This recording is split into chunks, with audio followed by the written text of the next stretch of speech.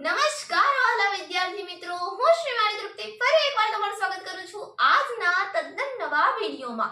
આજના આ વિડિયોમાં આપણે શીખવાના છીએ તમારા ગણિત વિષયનું ચોથું પ્રકરણ જે છે ભૂમિતિના પાયાના ખ્યાલો, એનું સ્વાધ્યાય 4.1. એમાં આપણે પ્રશ્ન 1 અને પ્રશ્ન 2 નું સંપૂર્ણ સોલ્યુશન કરીશું. તો ચાલો મિત્રો શરૂ કરીએ અને જોઈએ આપણા સ્વાધ્યાયનો પહેલો પ્રશ્ન જે છે બાજુમાં દર્શાવેલ આકૃતિનો ઉપયોગ કરીને લખો. અહીં સરસ મજાની આકૃતિ આપી છે, આનો ઉપયોગ કરીને આપણે આ પ્રશ્નોના જવાબ લખીશું. પહેલું છે 5 બિંદુઓ. તો 5 બિંદુઓ કયા કયા છે? અહીં આ આકૃતિને તમે ધ્યાનથી જોશો ને તો આ બિંદુઓ તમને દેખાશે. દેખાય છે ને? તો 5 બિંદુઓ કયા કયા છે? તો અહીં આપણે જવાબમાં લખી શકીએ બિંદુ બી છે, બિંદુ ઓ છે, બિંદુ સી છે, બિંદુ ડી છે અને બિંદુ ઈ છે. આ 5 બિંદુઓ છે. પછીનો બીજો પ્રશ્ન જોઈએ રેખા. રેખા કોને કહેવાશે? કે જે બંને બાજુથી અનંત સુધી વિસ્તરેલી હોય.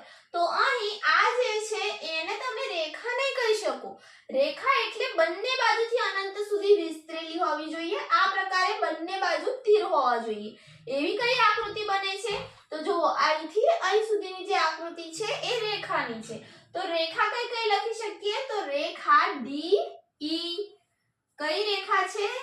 રેખાને આ પ્રકારે દર્શાવીશું અને અહીં લખીશું ડી ઈ.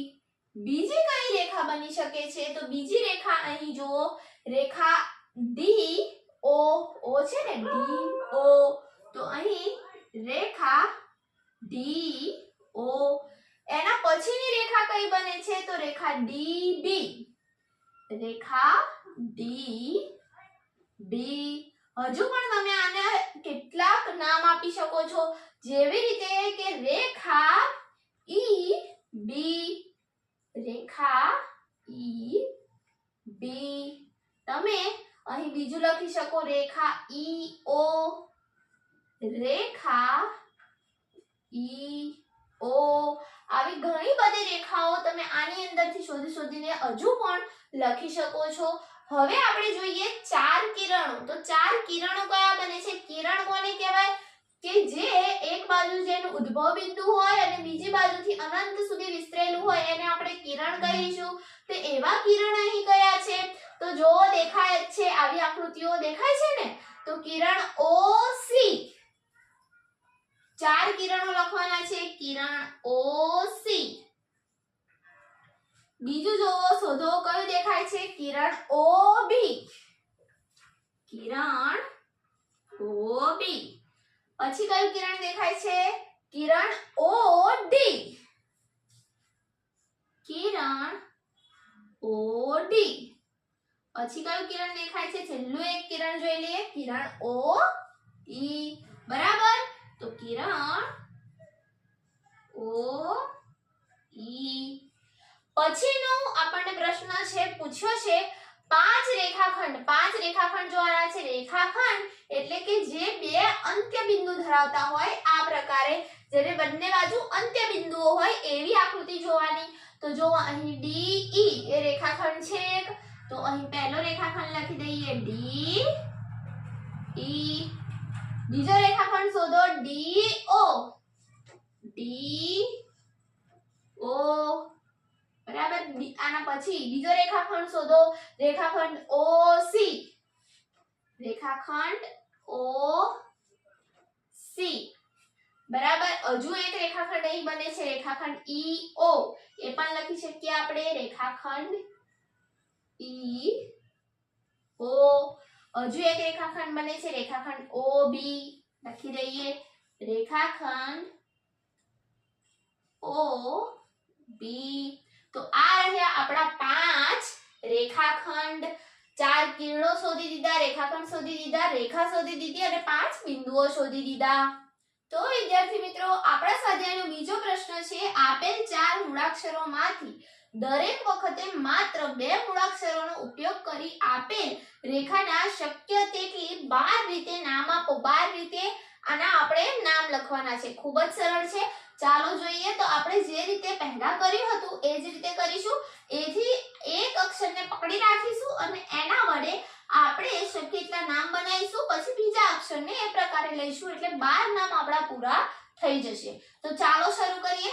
તો એને આપણે પકડીએ તો એ થી પહેલો રેખાખંડ બનશે એ બી. તો ચાલો લખીએ રેખાખંડ એ બી.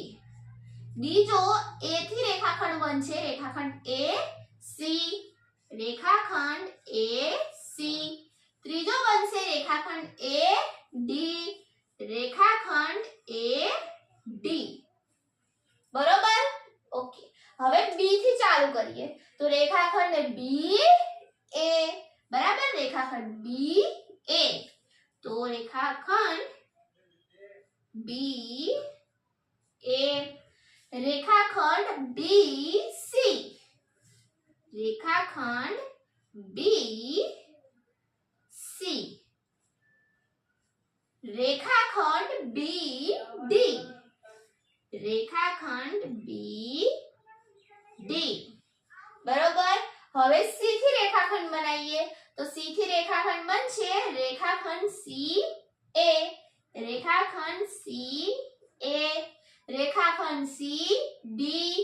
રેખાખંડ સી બી. રેખાખંડ સી ડી. રેખાખંડ સી ડી. હવે ડી થી રેખાખંડ બનાવીએ તો બનશે રેખાખંડ ડી એ. રેખાખંડ ડી બી.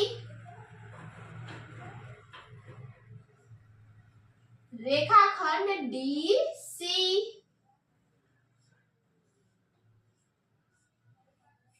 તો જો વિદ્યાર્થી મિત્રો આપણે 12 રીતે શક્ય તેટલી 12 રીતે આ રેખાખંડોના નામ બનાવી દીધા છે અને આ રેખાખંડોને આપણે લખી દીધા છે.